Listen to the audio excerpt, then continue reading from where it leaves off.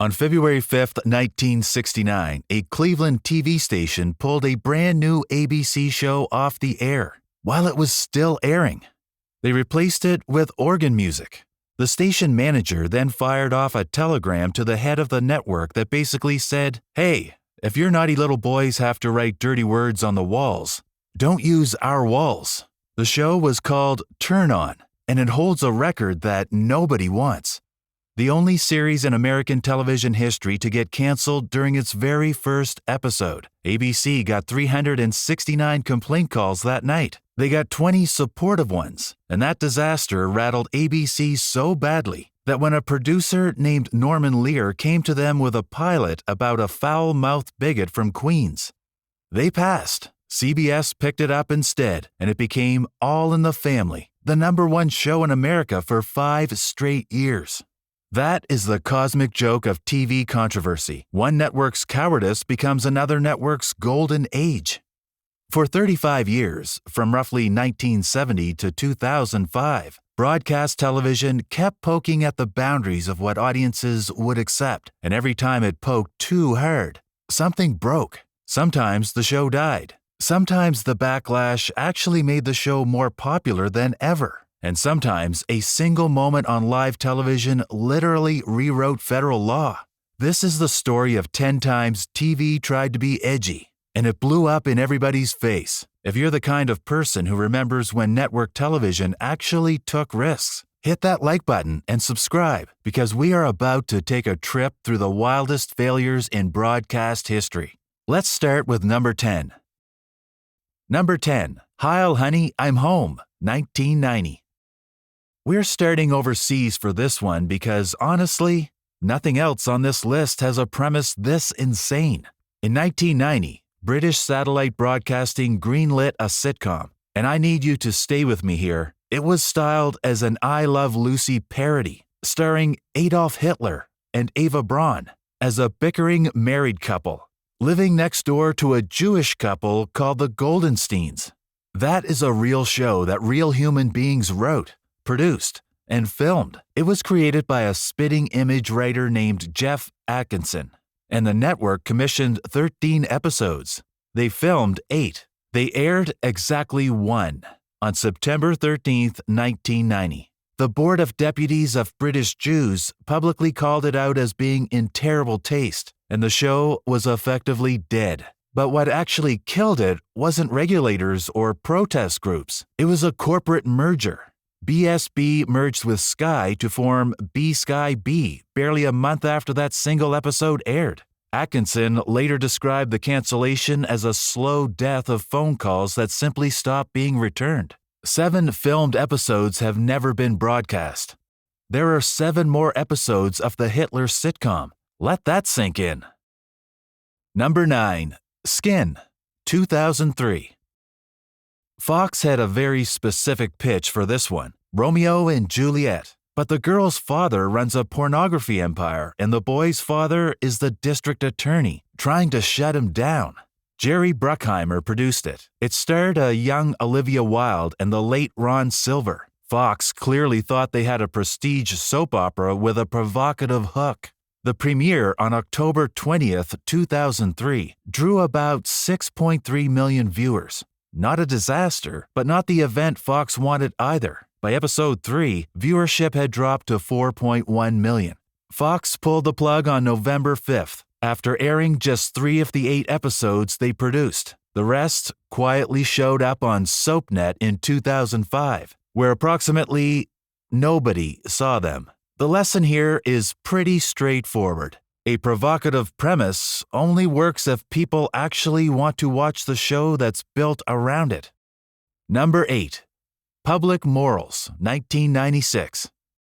If you wanted to see Stephen Bochco push the limits of network television, you already had your show. It was called NYPD Blue, and it was a massive hit. So what Bochco did next was take everything that made Blue controversial, the language, the sexual content, the raw depiction of police culture, and he crammed it all into a half-hour comedy on CBS. Public Morals was a sitcom about a New York City vice squad. Co-created with Jay Tarsis, the scripts were so loaded with profanity that CBS's head of standards was reportedly spending half her working hours just dealing with this one show. The original pilot was so vulgar that CBS scrapped it entirely and aired episode 5 as the premiere instead. And even that cleaned-up version featured over a dozen uses of the word whore, and cops casually using anatomical slang that I'm definitely not going to repeat on this channel. It premiered on October 30th, 1996. It did not get a second episode. CBS had 13 episodes in the can and aired 1. Bochco's defense was pretty straightforward. He argued that real cops don't say prostitutes. They just don't. He was probably right about that. But CBS decided America wasn't ready to hear what cops actually say at 10 o'clock on a Wednesday night. Number 7. Cop Rock, 1990. Speaking of Stephen Bochco, let's talk about the most expensive disaster of the early 90s. Cop Rock was a police procedural where the characters broke into song. Randy Newman wrote the theme. The cast was hired specifically because they could sing. And each episode cost roughly $1.8 million, making it the most expensive series in television history at the time. ABC premiered it on September 26, 1990, and audiences had absolutely no idea what to do with it. Imagine watching a gritty drug bust, and then the jury starts singing a gospel number about reasonable doubt. TV Guide later ranked it number 8 on their list of the 50 worst shows in television history. ABC aired 11 of the 13 ordered episodes before pulling the plug on December 26th. And here's the kicker. When ABC entertainment chief Bob Iger told Bochco the show was canceled, he essentially said that if Bochco would just take the music out, they'd pick it up. Bochco refused. The cast had been hired to sing, and he wasn't going to turn it into something it wasn't. The show went on to win 3 Emmy Awards, including one for Newman's title song. So it was simultaneously one of the worst-rated shows on television and an Emmy winner, only in Hollywood. Number 6. The Secret Diary of Desmond Pfeiffer, 1998. UPN had a problem. They were the scrappy fifth network, always looking for attention. And in 1998, they thought they found it with a sitcom about a black Englishman working as Abraham Lincoln's butler during the Civil War. Created by Mort Nathan and Barry Finero, the show was meant to be a cheeky historical comedy. What it became was a case study in how badly a network can misread the room. Before a single episode aired, Danny Bakewell's Brotherhood Crusade organized a 150-person protest outside Paramount Studios. The NAACP joined in. Jesse Jackson's Push Coalition joined in. The controversy centered on using slavery as a backdrop for broad comedy, and rumors that the unaired original pilot contained a lynching scene didn't help, even after UPN scrubbed it. The premiere on October 5th drew a 1.6 rating. That ranked it 116th out of 125 programs that week. Major advertisers including M&M Mars, Pep Boys, and Kmart pulled their sponsorship, and when the protest kept coming, a UPN spokesperson made things infinitely worse by publicly calling the Brotherhood Crusade a mosquito. The show was canceled on November 7th after 4 episodes. TV Guide later ranked it the 11th worst series of all time, and only 4 episodes have ever resurfaced in any form. Most of this show is effectively lost media. Number 5. Profit, 1996. Now we get to one that hurts, because Profit was genuinely ahead of its time, maybe by a full decade. Created by David Greenwalt and John McNamara, this Fox drama starred Adrian Pastar as Jim Profit, a corporate sociopath who murdered, seduced, and manipulated his way up the ladder at a multinational conglomerate. He slept naked in a cardboard box. He had an inappropriate relationship with his stepmother. CBS rejected the pilot outright after one particular scene. Fox picked it up, and critics lost their minds in the best possible way. People magazine called it refreshingly cruel and the most exciting new show of the year. The Los Angeles Times praised it as bold and wonderful. But Bible Belt Fox affiliates flooded the network with complaints. They reportedly called the main character Satan in a suit. The show premiered on April 8, 1996. Fox aired 4 of the 8 produced episodes before canceling it on May 6th. It ranked 138th out of 160 series for the season. The unaired episodes didn't see the light of day until 2002, when the Trio network ran them as part of a brilliant but canceled programming block. Today, Prophet is widely cited as a direct precursor to The Sopranos, Mad Men, and Breaking Bad. It was the anti-hero drama before anti-hero dramas existed, and 1996 network television simply was not ready. Number 4. Who Wants to Marry a Multi-Millionaire? 2000. This one isn't just a backfire. It's a full detonation. On February 15th, 2000, Fox aired a 2-hour special in which 50 women competed for the chance to marry a man they'd never met, sight unseen, based solely on the fact that he was supposedly a multi-millionaire. The show was the brainchild of Fox executive Mike Darnell and produced by Mike Fleiss, who would later create The Bachelor. Host Jay Thomas presided over what was essentially an arranged marriage on live television. Roughly 22.8 million people watched contestant Derva Conger marry a man named Rick Rockwell. It was a ratings smash. Fox was thrilled. For exactly 4 days. On February 19th, the Smoking Gun published a 1991 restraining order that had been filed against Rockwell by an ex-fiancée who accused him of hitting and stalking her.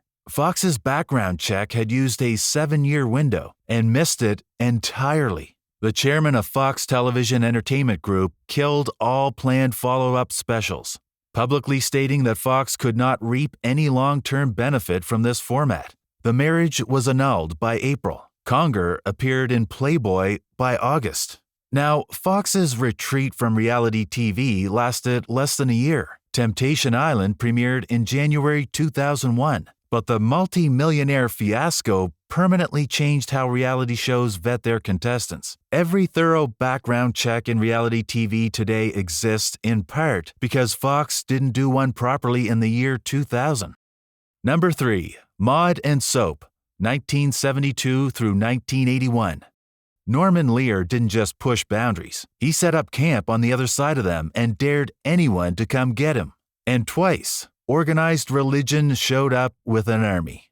The first battle was over Maude in November 1972. CBS aired a 2-part episode called Maude's Dilemma, in which B. Arthur's 47-year-old character obtained a legal abortion. This was 2 months before the Supreme Court decided Roe v. Wade. The original broadcast was relatively uneventful. Only 2 affiliates declined to air it. CBS received about 7,000 protest letters. Then came the summer reruns in August 1973, after Roe had made abortion the most divisive issue in American politics. The U.S. Catholic Conference mobilized. 39 of 159 CBS affiliates refused the rerun. Every single corporate sponsor pulled out. CBS received over 17,000 protest letters. Despite all of that, CBS estimated 65 million viewers saw the episodes across both airings, and Maude finished 4th for the season. The show survived, but the Catholic Conference had discovered a template, organized before the broadcast, pressure affiliates and advertisers, make the network feel the financial pain. 5 years later, they used that exact playbook on Soap, ABC's sex comedy series. Created by Susan Harris, generated more than 32,000 complaint letters before the first episode ever aired. Most of those were based on a Newsweek preview that actually mischaracterized the show's content. The National Council of Churches, the U.S. Catholic Conference, the Board of Rabbis of Southern California, and multiple gay rights organizations all protested, albeit for very different reasons. 18 of ABC's 195 affiliates refused the premiere. ABC slashed its commercial spot price from $75,000 to $40,000 just to keep advertisers on board, and ABC's president canceled all promotional activity for the show. the premiere still drew a 25.6 rating and a 39 share. Soap finished its first season as the number 13th show on television. It ran for 4 seasons and made Billy Crystal a star. The Backlash didn't kill the show, but there's lasting suspicion that pressure from advertising agencies contributed to ABC's decision not to renew it after 1981. Number 2. Married with Children and the Rakolta Boycott, 1989. This is probably my favorite story on the entire list because it is the single greatest example of the Streisand effect in television history. On January 15, 1989, Fox aired a Married with Children episode called Her Cups Runneth Over, featuring the Bundy family visiting a lingerie shop. It included a male stripper and some mannequin-related gags that were raunchy even by the show's standards. A Bloomfield Hills, Michigan housewife named Terry Rakolta watched it, was appalled, and decided to do something about it. She faxed approximately 45 letters to the CEOs and advertising executives of companies whose commercials had run during the episode. The targets included Coca-Cola, Procter & Gamble, McDonald's, Kimberly-Clark, and about half a dozen others. The New York Times put the story on the front page on March 2nd. Coca-Cola's U.S. president wrote Rakolta a personal apology. He told her he was corporately, professionally, and personally embarrassed that a Coke commercial had appeared during the episode. Fox got so nervous they shelved an entire finished episode called I'll See You in Court. That episode would not air for 13 years. It finally showed up on FX in June 2002. Now here's where the Backfire becomes legendary. The boycott generated so much publicity that Married with Children reportedly saw its ratings jump 117%. Within a year, nearly every advertiser who had pulled out came crawling back. Coca-Cola alone ran more than 25 commercials on the show after returning. The series ran for 11 seasons.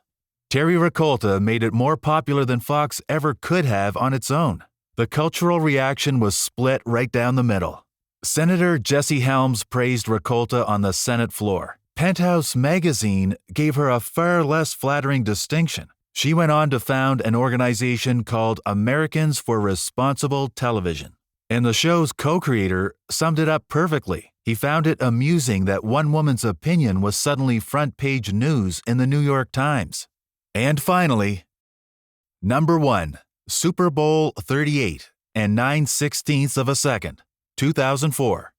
Everything on this list, every protest letter, every affiliate revolt, every canceled show and pulled advertiser, all of it was a warm-up act for what happened on February 1st, 2004. Super Bowl XXXVIII was watched by 143.6 million people. The halftime show was produced by MTV and featured Janet Jackson and Justin Timberlake. At the end of their performance, Timberlake reached across and tore away part of Jackson's costume, exposing her right breast on live television for 9/16 of a second. Timberlake coined the term wardrobe malfunction the next day, and American broadcasting was never the same. The FCC received more than 540,000 complaints about the halftime show. That accounted for nearly all of the agency's indecency complaints for the entire year. And the regulatory avalanche that followed was unlike anything the industry had ever seen. The FCC hit CBS's parent company, Viacom, with a $550,000 fine across 20 owned and operated stations. Then things escalated fast. In June, Clear Channel settled outstanding Howard Stern complaints for $1.75 million and dropped Stern from 6 stations. In October, the FCC proposed a $1.183 million fine against Fox for Married by America. In November, Viacom agreed to an omnibus indecency consent decree totaling $3.5 million. By March 2006, the FCC had issued its largest ever indecency fine, $3.6 million against CBS for an episode of Without a Trace. The legislative response was the Broadcast Decency Enforcement Act, Signed on June 15, 2006, it raised the maximum FCC fine from $32,500 per violation to $325,000, a tenfold increase. 9/16 of a second, 500,000 complaints, tens of millions of dollars in fines, a tenfold increase in federal penalties, and in the end, the court said the government had overreacted. But by then, it didn't matter. The damage was done. The edgiest shows in television had already migrated to cable and streaming, where the FCC couldn't follow. Conclusion. So, what's the takeaway from 35 years of TV shows poking the bear? It's actually pretty simple. Organized Backlash almost never killed a show on its own. Married with Children, Soap, NYPD Blue, All in the Family, Maude, they all survived their controversies. Most of them thrived because of the attention. The shows that actually died, like Cop Rock, Public Morals, Profit, Skin, and Desmond Pfeiffer, they failed because audiences didn't show up. The outrage was background noise. The Nielsen ratings were the executioner. But what the Backlash did accomplish was something bigger. It changed the infrastructure. Broadcast TV spent 35 years trying to be edgy, and in the end, it succeeded so well at generating backlash that it pushed the edge somewhere it couldn't follow. If you enjoyed this trip through TV history, make sure to like, subscribe, and drop a comment telling me which of these shows you actually remember watching. I'll see you in the next one.